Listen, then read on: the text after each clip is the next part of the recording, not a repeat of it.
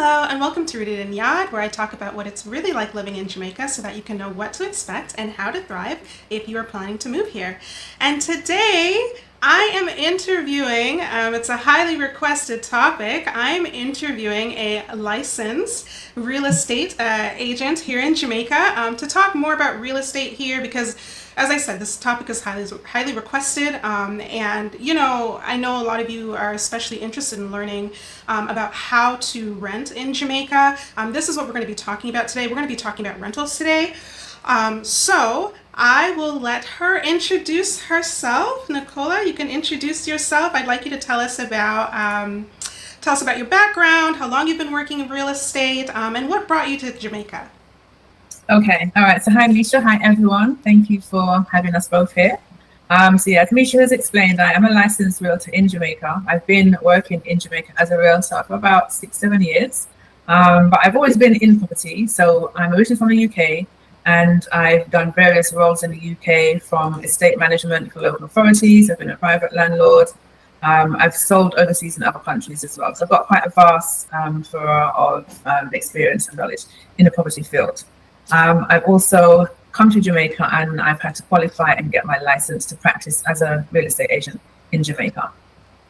And I have a Jamaican heritage, so that's what brought me to Jamaica. I've been coming and going since I was 18. Fell in love with the island first time I came with my father, and have been back and forth ever since. And by the time I got to in my 40s, I was like, no, I just need to go and live there. I'm tired of the UK. I hate the cold. I need the sun, the blue skies, the beaches, the fresh air, the fresh food, and everything else that Jamaica has to offer. So here I am. Yay!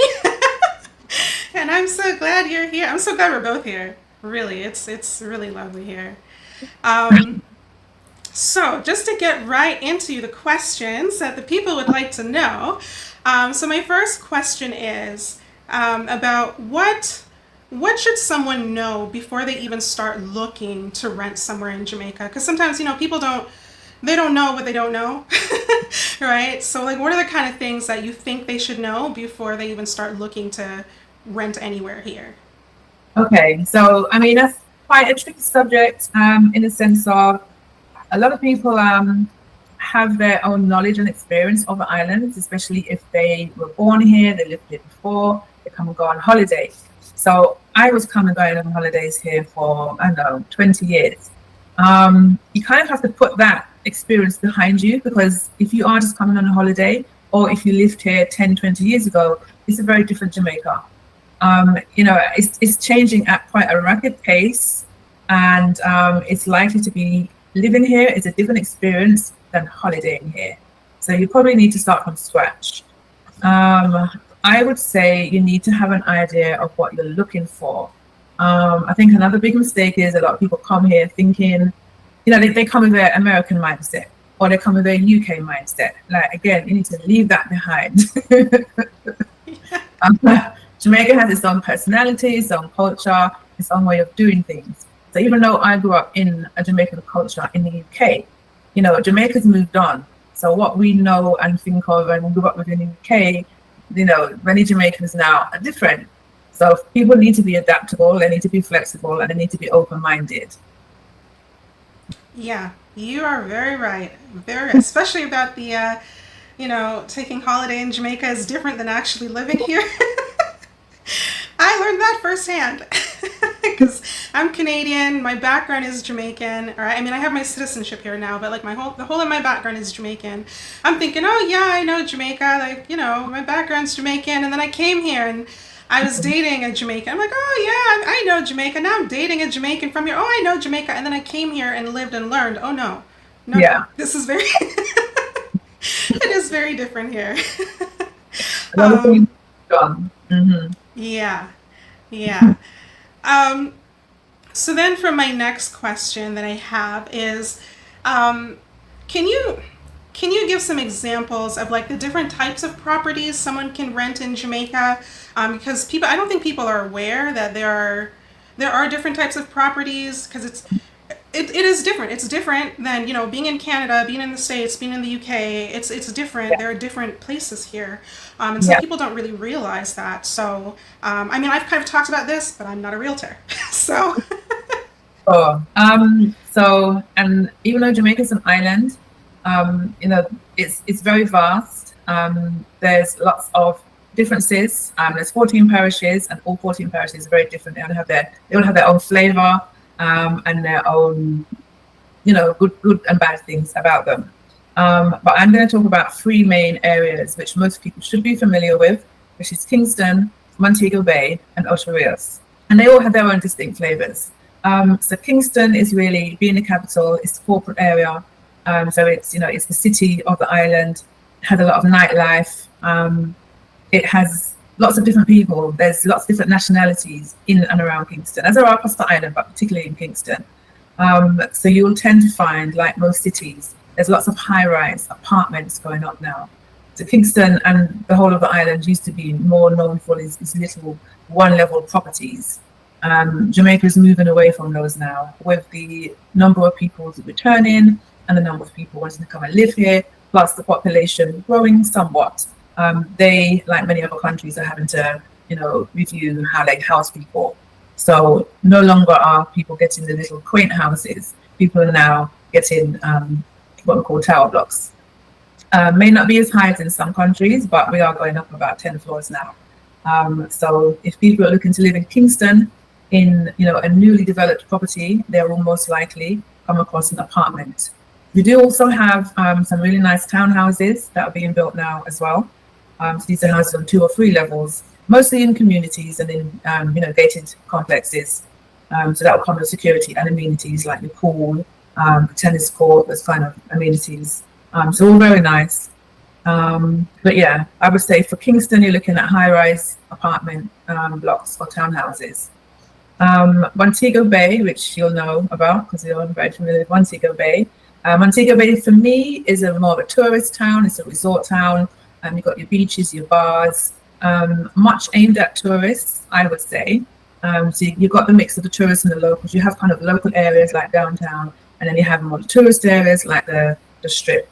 And Montego Bay, I would say, are more your villas. And again, now we are getting the apartment blocks built in Montego Bay as well. So, but if you want, Montego Bay has a lot of like people who are looking for more exclusive communities. We have Trial. Well, that's a little bit out of Montego Bay, but I kind of associate it to Montego Bay. You have Trial, and you also have like Great River. There's some other really nice exclusive communities in and around Montego Bay as well. So that's Montego Bay. Ocho Rios now is a little bit of a late starter, but it's very much catching up to Montego Bay. So Ocho Rios is coming under St. Anne. St. Anne must be one of the fastest developed parishes across the island right now. It has some of the largest gated communities, so people might be familiar with Drax Hall, Richmond Estate. We've also got Stonebrook. Stonebrook's in Trelawney, so scrap that one. Drax Hall and the Richmond Estate are 2 of the main and biggest developed communities. And they also are now developing another one called Paradisiac, which is on the beach. So they're going to have a private beach for that resort. So those you tend to find, they are the single-story gated communities. Again, you have all of your amenities, your pool and your tennis courts, your clubhouses, and you have lots of returnees and expats living in those communities, as well as locals. So they're very mixed, they're very vibrant, and they tend to keep, you know, the communities together and provide activities and events. So those are some of the properties that you can find in and around the island. Anywhere outside of those places, I would say you will tend to get the more typical Jamaican property. And again, each area can be different, because in Westmoreland are quite well known for the properties on what we call stilts, which is due to the land, you know, the level of water running. So you'll tend to find those older properties, and like, you know, the wooden cabin kind of properties. Yeah, you tend to find those in Westmoreland. Very quaint, very pretty, smaller accommodation. So obviously locals are used to those. People coming from overseas might be like, that's not for me. So, but if you're looking for that type of property, Westmoreland, the Grill, around there, that's where you'll find those. St. Elizabeth, again, quite different. It's very dry, very hot. you tend to just find small houses down there. I mean, there are some bigger ones because there was quite a large returning population as well. But you tend to find individual houses and homes in and around St. Elizabeth, heading down into Treasure Beach, where there's lots of expats there as well. And what other areas can I tell you about? St. Thomas and St. Mary, two of the probably most impoverished parishes in the island. However, there is development now happening in both of those areas as well. So look out for those. There may be some bargains coming up there. Yeah, so I think that kind of pretty much covers most of the island. And yeah, maybe just Trelawney. So Trelawney also, on the hills of St. Anne, they are starting to build gated communities, as in the Stonebrooks as well. There's about 3 of those. And there are some other gated communities coming up. So that whole North Coast stretch, from going from Ultra Reyes right up to Montego Bay and St. James, that's where a lot of the people are returning to, and that's where you tend to find most of the gated communities. Huh, that is very interesting. I didn't know any of all that. See, this is why I interview someone who knows what they're talking about, because I don't. There's a lot I don't know. There's a lot I'm learning. Something for everyone, which is good to know, and obviously a whole range of budgets. Anything that's going to be newly developed is going to be, up there in price. Anything that's going to be more the older traditional will be lower in price. Yeah, and see, speaking of price, that was the next question. The next question was about how housing prices kind of vary, or how rental prices kind of vary. Right. And yeah, I think probably, I don't know, maybe talking about them in Jamaican dollars would probably be easier, because everyone can just convert from Jamaican dollars to their own currency. So in terms of pricing, you don't have to give specifics, but just kind of a general. Yeah. Okay. So matching the main 3 areas that I discussed, Kingston, and I'm just going to say the North Coast, which runs from really Ultra Reyes to St. James, Montego Bay and St. James. Those 2 areas are fairly on par. And I would say for a 1-bed property in a new development, you could easily be looking at, on average, I would say 12 to 1500 for a new property there. Maybe a little bit more for a furnished property. Sorry, I quoted it in US dollars. I was like, is that US dollars? 12 to 1500 Jamaican dollars? Let me just do a quick conversion. Sorry. That's about, US. So 1200 US is probably going to be about maybe 80,000. 200,000 dollars. 200,000 Jamaican dollars. Actually, so in Jamaican, I would say anything from 150,000 to 200,000 for a newly developed property. So that could be an apartment. It could be a house. Obviously, a house, looking at more bedrooms, I would say anything, definitely 200. Oh, hold on, let me change figure here. Yeah, probably around about 250,000 upwards for a house. Houses tend to be mainly 2 or 3 bedroom houses. Anything bigger than that, then expect the price tag to increase. Yeah. So prices aren't cheap. So just to give everyone a little bit of a background, because I feel that people are really surprised when they hear the figures for rentals in Jamaica. So pre-COVID, I was fortunate enough to be here pre-COVID and be here during COVID. Prices were a lot lower. You would probably get somewhere for about 80,000 very easily. What happened during COVID, when everyone else was locked down, people started coming to Jamaica because people could work from home. That influx drove so many people here, the prices just went up, and they pretty much have tripled between then and now. So that's 2020, roll on 5 years. So hence the prices are where they are now, which, I get a lot of people contacting me from overseas, and they come with these really low budgets. I'm like, we need to add a 0 onto that because prices have gone up so much in fairly short space of time. So yeah, people need to bear that in mind. You can get cheaper. I'm not saying that you can't get places cheaper than that, but it will depend on the area, what amenities you're going to get. It's most likely going to be an older property. So yeah, the price can range quite a bit. But I would say for most people coming from overseas, definitely look to have a budget for unfurnished from 12 to 1500, for furnished. Sorry, I'm talking in US dollars again. It's okay. Furnished, let's convert the US dollars because most of the Okay. properties here are priced in US dollars. From 1500 to 2000 US dollars per month. And That, utilities will be on top of that. That does not include utilities. that is quite a bit. That is quite a bit for a newer property. But it's good for people to know. It's good for people to know.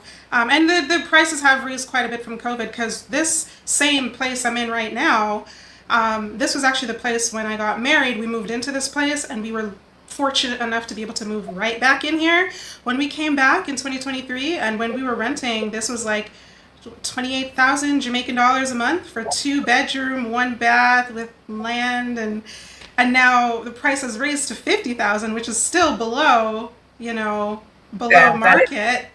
Very good deal you have. So yeah, you need to stay there. Yeah. Well, until we can finish our place. We have a place, but yeah, it's good for people to know what they're coming into. Greedflation really hit everywhere, but especially Jamaica. Okay, so the next question, I'll just go through them because I know we have some other questions we want to get through. So the next question is kind of for people to understand what can they expect from the rental process here. Are there things people need to keep in mind when do they need to bring specific things to them from overseas? Are there things that you think might surprise people about renting a home here? Okay. So the rental process here is fairly straightforward. It should be similar to the kind of processes people are used to in their own countries. So I can only speak from the point of view of using a realtor, of course. So I would say the first thing to do is to get a realtor.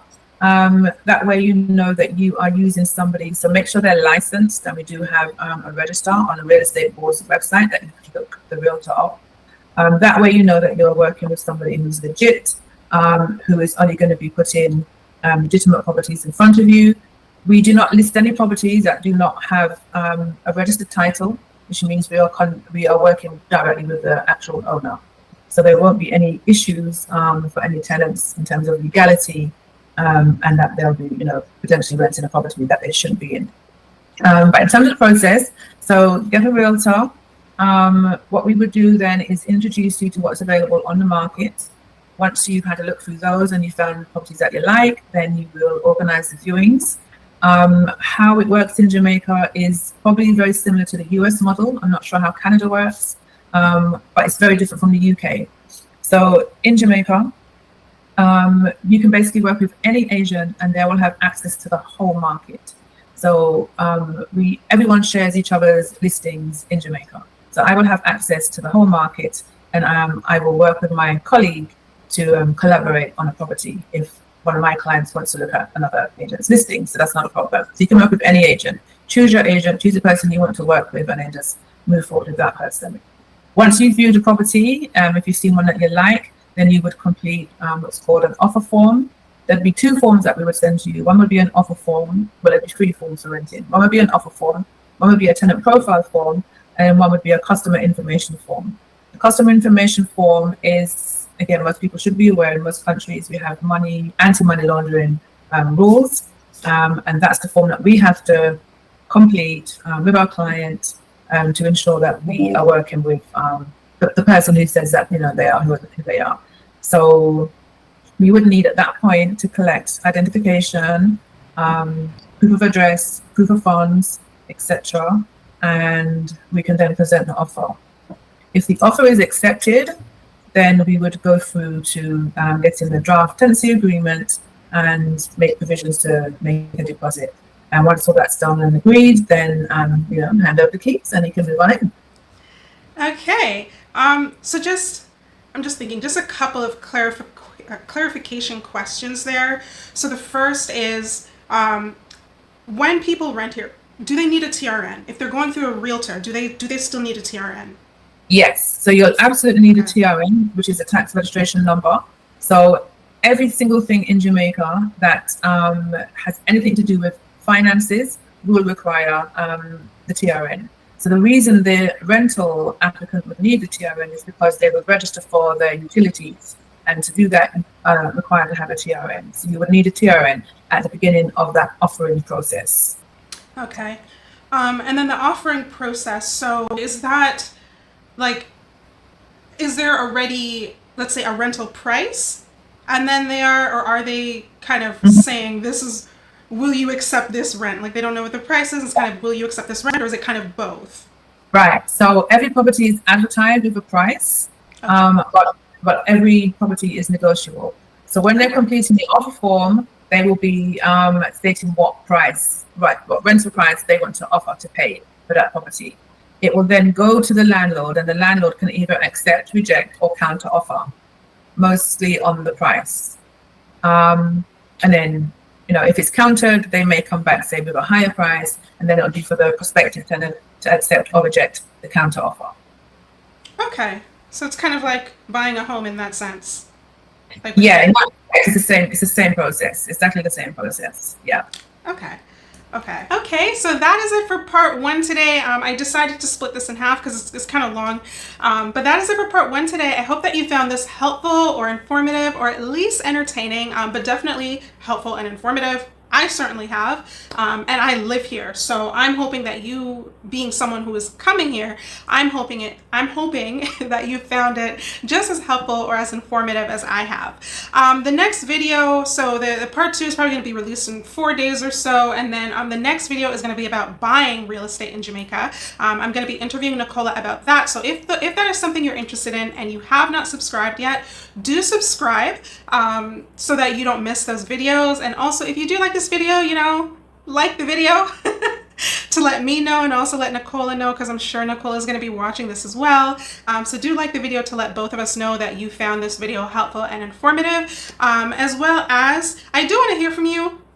If there's something that we didn't touch on, leave it in the comments to let us know. You remember there is part 2 coming out, so we might touch on it in part 2 already, but do leave it in the comments. Or if you, let's say you're a Jamaican and you live here and there's something we didn't touch on that you think people need to know, definitely leave that in the comments as well, because I'm sure we can't cover everything in these videos, so definitely leave it in the comments to let the people know, and it'll be helpful to them as well.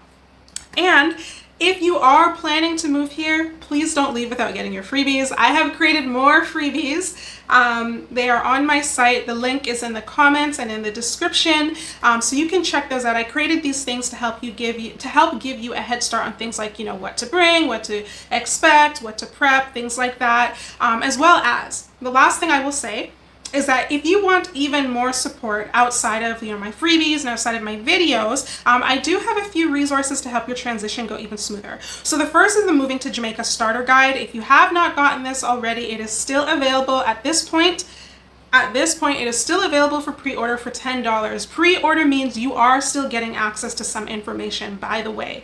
It's not just oh, it's coming out and you have to wait for it to come out. I have been releasing it in parts, and for $10, you are getting what is already released, which as of right now is parts 1 and 2, which is a lot of information. It's like 51 pages. Parts 1 and 2 is available in that pre-order right now for $10. The price will go up once the guide is complete, but what's there, whatever I have ready is available right now. The table of contents, just so that you know what you're getting, the table of contents is in the when you click the link, you're going to see the table of contents.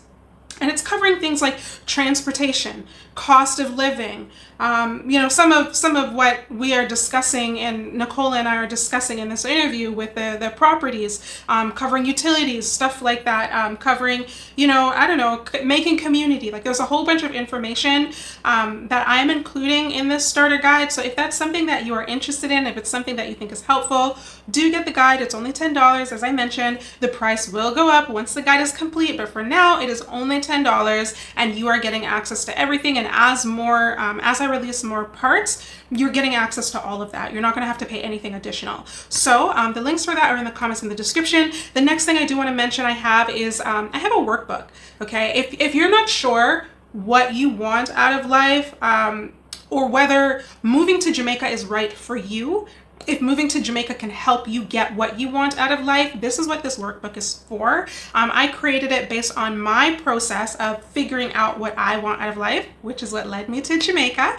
And I've had people, people have gotten it already and they found it quite helpful. And even if, let's say, you live here, but you don't know, you're kind of trying to figure out what you want next out of life, this can still help. This can still help you.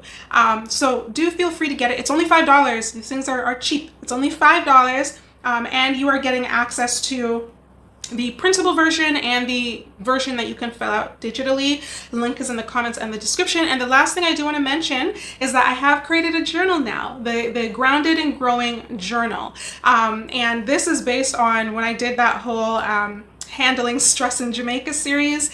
This is my process, my journal practice that I have for, helping me stay grounded, helping my mind stay right and everything. So if that is something that you're interested in, it's only $7. And the link again is in the comments and in the description. And as with everything, you're going to see pictures and everything of what you're getting.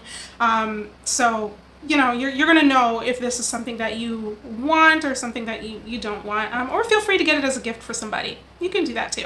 Okay, so that is it.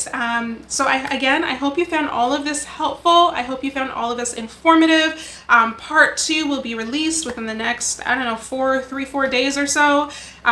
So, if you haven't subscribed, do subscribe so that you don't miss what's coming next. In the meantime, that is it. And I'll see you in the next one.